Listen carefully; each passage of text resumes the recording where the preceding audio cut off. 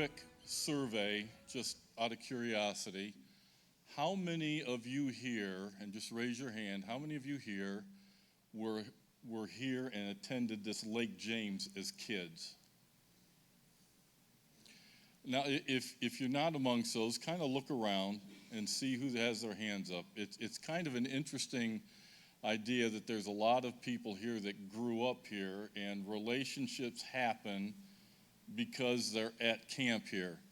And what makes it interesting is Mark is one of those, I think, that came to camp as a young man because his parents were missionaries and came here, and he continued on their tradition of missions where they were serving. And now he is part of Asia Mission Services. He spoke this morning, and if you weren't here, you missed a lot of great information and a lot of what they're doing over there and how God is just blessing that area and blessing not only them there, but all those that are participating in the service of Christ in Asia. So I welcome Mark up here to hear what he has to say.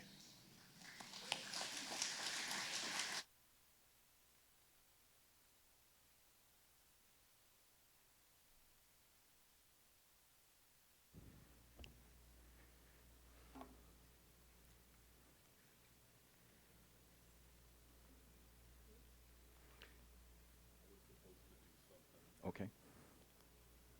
Sorry, Bill.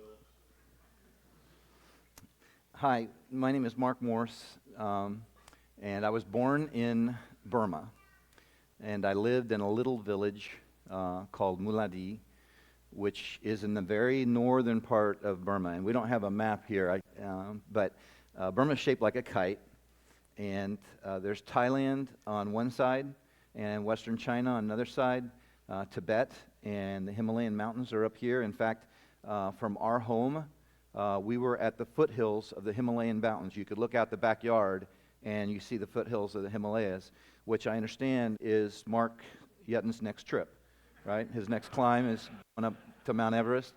And then we have Bangladesh and Thailand, and there's Laos, Cambodia. But anyway, so a lot of countries right in there. We had no running water, no electricity. But we didn't know any different. When we came to the United States, I was 5 years old, and the government forced us out. And we sat for hours and would just flush the toilet and flush and flush. And we thought it was the coolest thing, those kinds of things. So there are all kinds of gadgets that we thought were really cool. When we first came also, we landed in the Los Angeles airport. And so the people that we were staying with took us to Disneyland. We thought, this is America. And so we thought that Disneyland was America, and that's what we expected all of America to be. So anyway, 70 years ago, my grandfather stood here speaking to you guys at Lake James. He had just escaped from communist prison, and back in the early 1950s, and we'll talk more about that, but with just the prayer of over 10,000 people just in the LA area, they all prayed one night, and the next morning he was released. And it's a very long story and complicated, and he was tortured and all this other stuff, and so it wasn't some glorious thing. Every day they took him out to shoot him. They had a special field which is called the killing field. They would take him out there, and they were going to shoot him, and they would bring him back every day. And I know that it's from the prayers of people that were praying constantly. There was a 24/7 from all the churches across the United States. There was a 24/7 prayer going on for him. But I'm happy to be standing here. And do you know that Lake James is one of the very first places that he spoke when he came back to the United States? He came here and he spoke at Lake James Christian Assembly. So I didn't know that. Someone else told me that who, has been going to Lake James for a very long time. Yeah. So, Bill. So this morning I shared, as I finished up my talk, and then I shared with everybody here just how encouraging it has been to me to be here. In the first 36 hours of being here, I was met with so much love and encouragement and prayer. And it just blew me away because I was coming here to encourage people in prayer and in love. And that's what I received instead. And it was just extremely humbling. The first person I met here and talked to was Alan LaRue. And so I'm meeting him. I'm like, okay, we know each other. He's like, are you Mark Morse? I said, yeah. And he said that, I lived next door to you in Price Hill in Cincinnati. And when I was just a little kid, so I was like 6 years old or something. And he lived next door. Of course, I didn't know that, but here he is, and he's the first. How coincidental is that? So that's the first person I meet. I'm wondering if there's anybody besides Bill that I'm going to know, when I'm up here. And so as we shook hands and he gave me directions as to where I needed to go, he said, by the way, I pray for you every single week. I mean, here's a guy I don't even see and he prays for me every week. I was just absolutely blown away. And then this morning, when I was done speaking, I went to the back, and a lady came up to me, and unbeknownst to me, she's had cancer after cancer, 8 different surgeries, and all kinds of issues that I would not have known about. Her first words to me are, "Can I pray for you?" And when I found out, what she'd been through, Lori Walton, I was like, man, I should be the one praying for her. And I was so humbled by her praying for me. And I've had others of you that have said that you're praying for me. I haven't had that many people say that they're praying for me. I mean, in a very, very, very long time, or if I was sick or something like that. And it's just been an incredible experience to be here and be encouraged by you. And tonight I wanted to encourage you not to pray, because you guys pray, and I know that, but encourage you as you pray. And I wanted to share some personal experiences, and there's a ton of, we could do months of Bible examples and months of other people's examples, and I wish we had all night to hear your stories, but I wanted you to hear from some of my personal experiences and mission experiences about God's answers to prayer, to encourage you in prayer. A lot of times prayer is so hard because we just don't get the answers that we want. I pray about things that hardly matter, and it seems like God answers those prayers even if they're impossible things that are small. And the big things that I pray about, things that are really, really important to me, don't get answered the way that I want them to get answered. And that's such a conundrum, and so I don't understand it. And yet I pray, and I know that God answers prayers because of the things that I've experienced. I know that He's real. I know that He's listening. I know that He cares. And I want you to know that as well. Chris, we were talking, where's Chris DeWalton here? No? In the back. Okay. Always in the back of the class, aren't you, Chris? So, yeah, that's what we figured. So, but Chris shared about different ministries where somebody, is working for, 50 years, and they just, think this isn't worth it, and then all of a sudden it just blossoms. And he was talking about Japan and Korea, and there are other places, India. And so all of your hard work for the Lord, God will produce fruit out of your prayer and out of your work. So let's pray as we start here tonight. Father, I do pray that you would speak to every single person, just as in Acts, just like at Pentecost, Father, that you would speak to each person in their language. And I know that I'll be speaking words, but I pray that you would speak and you would translate these things into a language that they can understand and that is meaningful to them, that inspires us and encourages us in your love. In Jesus' name, amen. So I want to encourage you to pray for the impossible. pray unconventionally, right? Jesus prayed for your enemies. Jesus prayed, right? A lot. And so there are a lot of unconventional ways. And there's a lot of ways that we pray and are taught to pray, and we're extremely conventional in those ways. Pray about things in completely different ways. Pray about things you're not supposed to pray about. Pray for big things, small things. Pray when you don't feel worthy to pray. Have you been there? I have. The publican, and it seems like, I'm like, God's not going to answer this prayer. I'm not worthy to pray. And yet I pray, and He answers those prayers. And pray when it's too late to pray. And that's been different for me in my life. I've been praying after the fact, after things are done.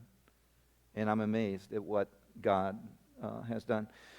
I prayed as a kid, and I always thought, okay, you're supposed to pray about, spiritual stuff.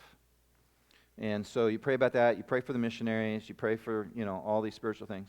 Rarely ever prayed for myself. That was a no-no because that would be selfish. And so I just prayed for other people. And then I was 10 years old, and I lost a baseball. And it wasn't my baseball. And I was sent by my father as a 10-year-old down to Blountville, Tennessee, to speak as a missionary speaker. And if you knew my dad, you would understand him sending me down there. And so it was vacation Bible school. It was a lot of fun. But I was staying at somebody's house, and I lost a baseball. And it was in a field somewhere. And I prayed to God to find it because I didn't want to get in trouble. And sure enough, I found the baseball. Well, that changed a little bit of my view of what I was allowed to pray for, because I was not able to find this baseball, and there it was.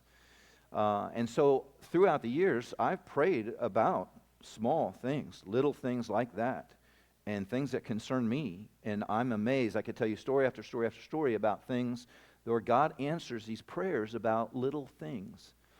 My wife was in a horrific accident that almost took her life. She was in St. Vincent's Hospital in Indianapolis in the intensive care for 45 days, and then she got moved to another hospital for another month. But it was a horrific accident. When she woke up out of her the accident, and she first woke up, she wasn't thinking very well, because she said, "Where's my cell phone?" It was like she was 12 or something. That was the most important thing to her, was where her cell phone was. So I'm like, first of all, it doesn't matter. Secondly, there's no way. But she really wanted me to go. And so there are other people there. I drove all the way back down 2 hours to go find her cell phone in this field. And so it was a four-way intersection. Somebody had hit her going 70 miles an hour and right into her side and all this. But hit the car, and it went all over here. And so I went where where the car had gone, where all of the debris was and everything like that. And the hay that was in these fields was about this tall.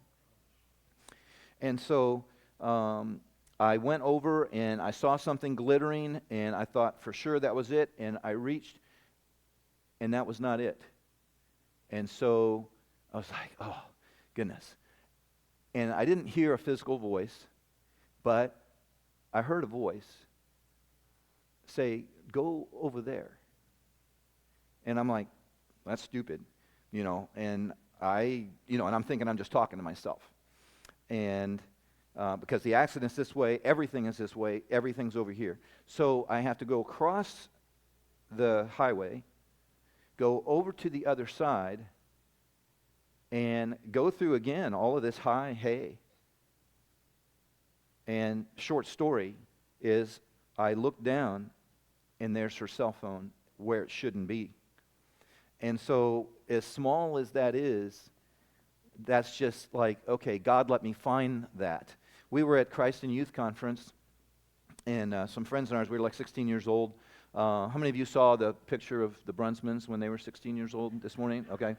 So we were about 16 years old, and the pool at Milligan is 12 feet deep. So it's really deep, and I was a diver, so I was, excited about, trying to get down to the bottom, but that's still pretty deep. And a friend of mine had a false tooth that he lost, and so the bottom of the pool is white. he lost his tooth. And so these guys, my friends, Jeff Stone, a lot of you guys know Jeff Stone. He was going to come tonight and he couldn't. And Harvey Bream and all my friends, Scott Bream, David Stone, we all got together and we prayed. We had a thing called the BKA, which was the Biblical Knowledge Association that we had formed. And so we had, it started off with the 3 P's of prayer, preaching, and praise. And it ended up ping pong, pizza, and anyway, something else. But we got together and we prayed that we would find this tooth. And so they had me dive down, and of course I'm, I got goggles on, everything like that, and I'm trying to find this tooth. And sure enough, I see an object, and it's in the deepest section of the pool. I reach for that object, but my hand hits something on the way. And I'm like, what is that? Ouch. It was the tooth. I didn't even see the tooth. I was reaching over here for what I thought was the tooth. The tooth was completely invisible, and I found it. But again, just little things like that, and it could be, countless stories of praying for small things like that. Impossible things. My niece, Megan Oder, so some of you guys know Kent Oder. Kent's the chairman of the board of our mission, Asia Christian Services. And so his daughter, at a young age, she was 10 years old. And Chris shared this morning about his daughter. And when I share this story, I don't want to take or make light of prayers that don't get answered. A lot of us have had friends, family, children, our own children, that have had cancer that we prayed for and prayed for and prayed for. And they've died. And so these are hard things, and yet I don't give up praying about those things. I continue to pray. His daughter, Megan, she had a rare form of cancer. No child below the age of 12 had ever lived with this cancer, and no adult had ever lived with this cancer in their head. This was that cancer in her head, and also she was a child. So she had 0 chance of survival according to any statistics. And the 5 doctors that worked on her were Christians. They even told her parents ahead of time, this is impossible with us, but we're going to pray because we all know, and Kent and Marcia knew what the statistics were on this. And I thought I would call this guy, and he was a holy roller, we'll call it, okay? But he, from the Church of Christ perspective, he prayed. And when he prayed for all kinds of things for me. And it was amazing, the answers to prayer that he got. And I asked him to come over and pray. So he came over to my house, and we're in the basement, and during this surgery, he prays for an hour and prays against Satan and prays for her. And anyway, Eric, how old is she today? 40 years old? She's 40 years old today, 41, has 2 kids. And anyway, just something that's impossible. And so keep praying about the impossible things, even though I know that a lot of those things have brought heartache. And ask others to pray, even people that you might think, aren't the right people to pray, or in your circle, or something like that. But God answers prayer, and He answers impossible things. When I was 30 years old, I was taking care of my 6-month-old and 5 and 6-year-old, and I was $1 million in debt. I had no job. My back was all messed up, and I was suicidal. Life was very, very, very hard. What kept me alive was taking care of my kids and needing to take care of them. And one day, my youngest daughter was about 1.5 years, and my back was hurt so bad that I had to crawl around the house instead of walk around the house. And my daughter crawled over my body, got a fork, and sat up in the high chair, crawled up there herself, and said, "Food." I just began to weep because I could not take care of them. I needed help. So I also had my doubts about God at that time, as you can imagine. And so I prayed to God for faith. And the Bible says that even faith is not from us, but God gives faith. So I was at the point where I'm even praying for faith to be able to pray. The next day, I get a phone call from a lady named Faith. She asks me if she can spend the next year at our house cooking meals, taking care of the house, taking care of the kids, training the, smallest one. Are you kidding me? And so her son was in school. They lived in Boston, but her son was finishing up there last year, close to us, and she wanted to live in the area so her son could finish high school there. But to pray for faith and to get that kind of response, and I won't tell you all the rest of the stories, but there with that, well, I'll tell you a couple. So the $1 million was wrong, and so there's a bunch of story, hours. I won't go through all that, but I owed the feds, and I owed the state of Ohio. Some people had basically stolen my company and then not reported and not paid, and somehow both of the entities had me as responsible still, and regardless of the paperwork that they signed to buy the company. Anyway, long story. So the feds fly in from Dallas, and I was doing my own representation. I couldn't afford a lawyer, and so they're going to come after me, and I go to the bathroom, and this guy goes to the bathroom, this Fed. I mean, we're both in two stalls next to each other, and I said, "Not as close as these back here. That's good night." It's just like, wow. So anyway, so I told the guy, I said, "I'm not guilty." And the guy said, "I know that." He said, "But I don't care. I'd come after your mother if I can get the money. That's my job." And then, just a little later, he said, "I'll tell you what. You stop responding to my letters, I'll stop coming after you. Every single time you respond, it gives me another 2 years to keep coming after you. You stop, I won't come after you." So there's a lot of the debt right there that was erased right there. No judge would listen to this. Went all the way to the Supreme Court of Ohio. Everybody just stamped guilty. Responsible is the right word. It's not guilty. Responsible. So these other guys were responsible, not me. And so, anyway, went to the Supreme Court, the state of Ohio. And again, I can't afford a bunch of fancy lawyers. The prosecutor, is in his mode, and he says, he asks me a question, and he says, da-da-da-da-da. He says, "Answer the question, yes or no." And so I begin to explain to him, it's not a yes or no question. You can't just answer that question yes or no. And so maybe he'd gotten away with that before, and so I said, "I have to explain it. Answer the question, yes or no." And so I said, "Have you stopped cheating on your wife? Yes or no?" Well, if he says yes, then he was cheating on his wife, but at least he stopped. If he says no, he's still cheating on his wife. And so it was almost like inspirational, because it just came to mind all of a sudden. The judge begins bursting in laughter.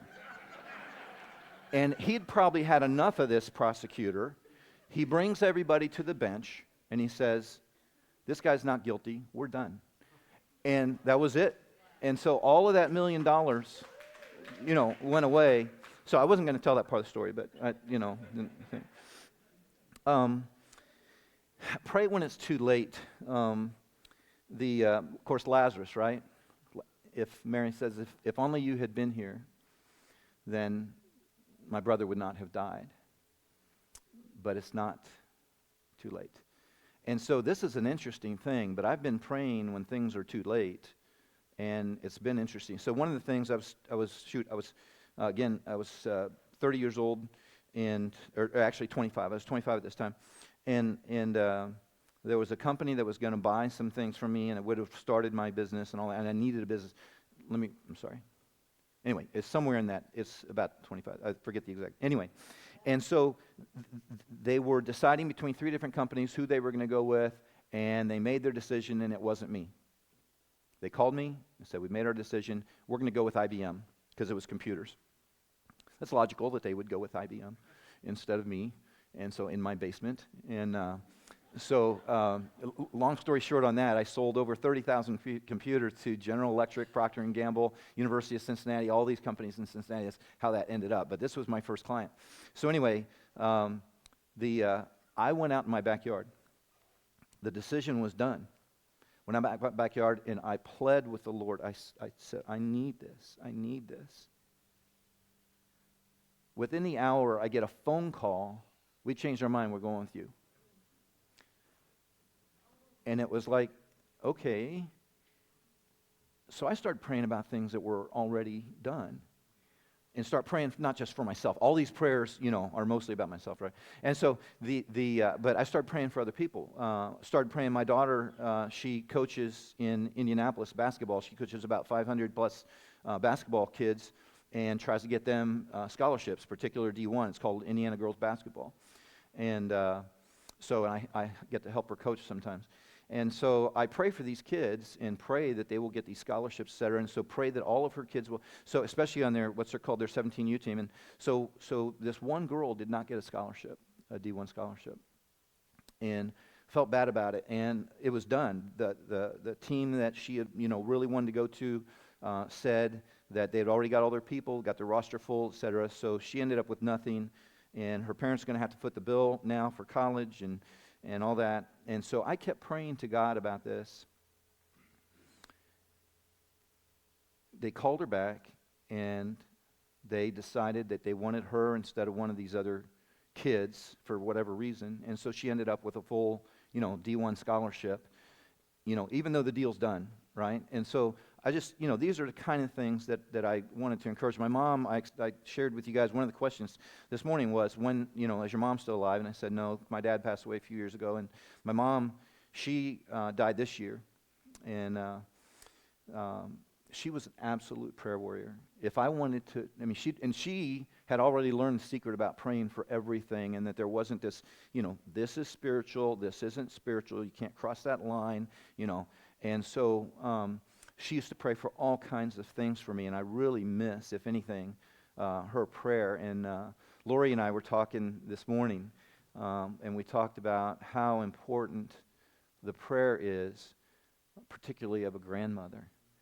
And Lori shared the importance of her grandmother in her life, and Lori's a grandmother, and the importance that she is there. And Lori's grandmother took her to prayer meetings. Anyway, the importance of prayer and all that, and my mom is praying for me. That's what I miss. Besides her, that's what I missed the most, was her praying for me. And she'd pray about things also that were done. And so again, short story, but so there's a house that we want, and and I try to do all these things to get this house, and for my wife, because she really wants it, and anyway, all that. And so we're fourth in line by the time I get my paperwork in. It's done. We're done. The second and third, and so my mom prays against all these people. Now, if you know my mom, she prays that they will find a better place than this for them, right? And so anyway, one person drops out. We're moved up to third. Another person doesn't do the financing or whatever. Anyway, we end up getting the house in the short, and so it was like, okay, that, just little things like that. But anyway, I do want to encourage you to pray for everything. I've talked about a variety of things, about praying about small things and big things and possible things. And the last thing I want to share as far as an experience is a combination, really, of things that are impossible, things that are both big and small, and things that seem like they were done.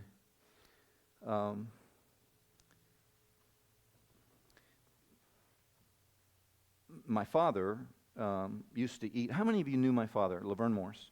Okay, a lot of you. Then you would understand this. So my father ate a lot of stuff that he shouldn't eat, and so he had eaten a rat. To him, it's a delicacy, right? And so we had a lot of things in our home that were delicacies that, man, we wouldn't hardly touch. How many of you, your parents made you eat liver? Yes. And now it's one of the worst things you can do, and you're a horrible parent if you feed your kid liver and stuff like that. Anyway, not that I hold it against my parents, but anyway, we had all these things that my dad would eat. So he ate a rat, and he was poisoned, and he was in the hospital in Chiang Rai. And how many of you have been to Chiang Rai, Thailand? All right, there's Chiang Mai, Thailand, and some of you, okay, have been to Chiang Rai then. All right, so Chiang Rai is just north of Chiang Mai, Thailand. And Chiang Mai is a big city, and Chiang Rai is not. It's the second largest city to Bangkok. And so, but anyway, he's in Chiang Rai. I get a phone call from my cousin Bobby. He says, your dad's dying, and if you want to see him again, you need to fly now, because he's going to die. And so, of course, we're praying that my dad doesn't die, right? Eric, my son, who's here with me in the back. Eric, you want to raise your hand? So, anyway, Eric was with me back, and Eric was, 16 or so at the time. And so we flew with my mother, and there happened to be 3 seats available on this plane. And we got over to Chiang Rai, and the people there, he was in this tent that had a bunch of plastic over it, and the doctor says to my mother, "Let him die in peace." And my mother is like, "Ain't no way. I didn't let him live in peace. He's not dying in peace." And so, she says, "Mark, I want him out of here." And so I'm like, "Where are we going to take him?" "I want him to go to his doctor in Chiang Mai." All right, so my dad had a doctor in Chiang Mai. And a little old Asian lady about that tall. And so over there, they don't let you out of the hospital. It's not like, okay, you can go. You have to pay them. And so, in cash. So they wanted $2,850, $2,850. I happened to bring with me $3,000 in cash. And so we were able to get him out. And then we went in this little, it's a little tiny truck that is their ambulance, all right? And I am their thing that keeps him alive, that keeps him breathing, whatever that machine is supposed to be, stops working on the way. We're going on all these back trails and going from Chiang Rai to Chiang Mai, and it's a bumpy deal. And I'm sitting in the back, and so they give me this hand pump. So I am hand pumping this thing all the way to Chiang Mai to keep him breathing, keep him alive. We get there, and I go to the doctor. The doctor looks across the way and says, "He's bleeding to death." I'm like, "How can you tell that he's bleeding to death?" Said, "Distended stomach, coloration, da-da-da." So she knew that he was bleeding to death. So the type of blood that he had was A negative blood. I don't know how many billion people are in Asia, but how many of them have Rh negative blood? Anybody know? 0. No Asians have Rh negative blood. That takes away 99% of anybody that we're looking at. And so the Red Cross blood bank in Bangkok, we thought, okay, we can fly some in from there. It was closed for the holiday. Who closes a blood bank, for the holiday? And so it's like when we moved to Mitchell, everything, it was Mitchell, Indiana. At 12 on Wednesdays, everything closed. It's like the banks closed, everything closed on Wednesday at 12. What? We'd come from Cincinnati. So anyway, so Bangkok was closed. So the doctor, all the missionaries came. And so all the missionaries came, they all gave their blood. My son gave his blood. And we knew that Eric had A blood. We weren't sure if it was positive or negative. but it was like, okay, Eric's with us for a reason. And they tested his blood, and it was A positive. So he wasn't a match. The doctor told me, your dad has about 2 hours to live. So, someone posted a sign at an orphanage that was nearby and said, need A negative blood immediately. And a Caucasian from Vietnam, a lady, happened to be walking by, saw that sign. She had A negative blood. She came to the hospital. She gave the blood. She saved my father's life. She asked the doctor, or afterwards the doctor said to her, you know, you saved this guy's life. And she said, could I know the name of the person? And he said, Laverne Morse. She dropped down to her knees and began just sobbing. My father had been in her home in Vietnam during the Tet Offensive some 40 years earlier. And it was just absolutely amazing. We felt like on this particular trip, you know, we could have walked off a cliff and, you know, God would have said, oh, Mark, again, good night, you know. And so there you are. And so I was talking with Mitzi and Scott today. Are they here? Oh, there you are. Okay. And so we were sharing stories, and anyway, I love your story about snails. And so we don't have enough time to share it, but I'd love to share it. And so it wouldn't it be great if we all, I mean, seriously, if we could all just share stories about God, how God has answered prayer and encourage each other in that way. And I know we go to a lot of prayer meetings, but just share story after story after story. It would just be so awesome. So, but anyway, I'm talking with them about this whole story. The next morning, we were going to go to the hospital, and it was too late to see my dad. And so, but earlier in the morning, my mom said to me, I wish Dr. David Philbeck were here. How many of you know David Philbeck? Okay. And Dolores, is it? And so I said, Mom, where does he live? Because I had millions of airline miles from my business that we could just, fly him over. And so she said, I think Dallas, Texas. And so I called the Dallas operator, and they said, yeah, we've got a David Philbeck. I'm like, yes. And so the guy answers the phone, goes, hola. I'm like, oh my, no. And I even thought maybe he's just speaking Spanish, but no, this guy was not David Philbeck. I asked the operator, there were no other David Philbecks in the area. But we prayed that we would be able to find David and Dolores Philbeck. And so the hospital was we couldn't go see my dad that morning. So my mom said, why don't we go see Uncle Robert's grave? It's only about 5 minutes away. And so we were going to see his grave.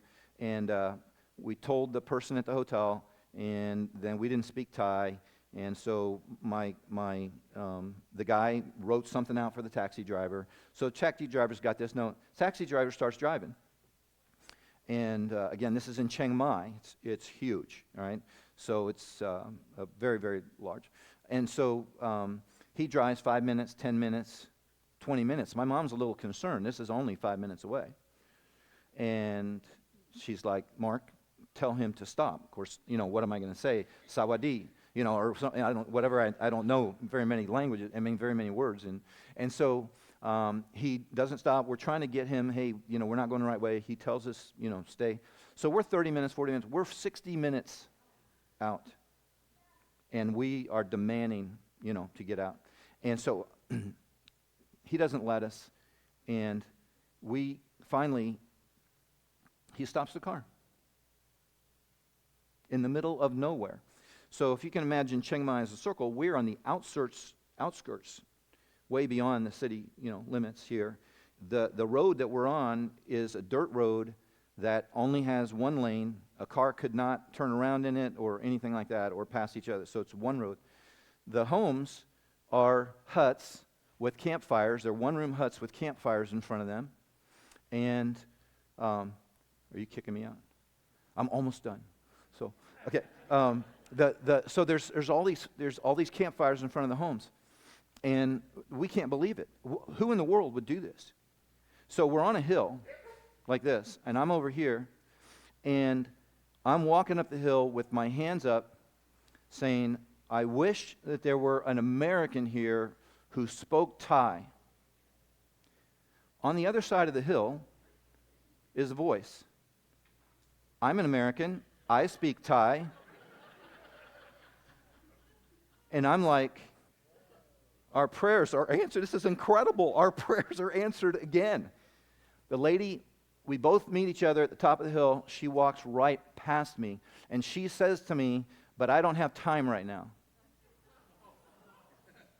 I'm like, are you kidding me? I keep walking, my head's down, and I begin to hear two women sobbing behind me. It is my mother and Mrs. Dolores Philbeck. Absolutely incredible, incredible. And this is talking about praying late. So did God know that we were going to pray about this, right? Because they couldn't have just, oh, you're going to pray about it. We'll fly them over in, an hour and have them out on this road. Or does God know that we're already going to pray about something and he's answering ahead of time? He's got all that stuff working because this is like, impossible stuff. Well, as I'm telling them this story, they are related to the Philbecks. And didn't even know. Anyway, so that's incredible that just even that they're related to the Philbecks. But these are just some stories and some examples, and not everything gets answered, but I will continue to pray in my life. Many more stories about people whose lives have been saved, who have come to Christ, etc., because you have continued in prayer on your knees, even if you don't know about it. I haven't known that Alan LaRue's been praying for me every week. All this prayer has been effective. All your prayer is effective. Continue to pray. Continue to believe. God is real.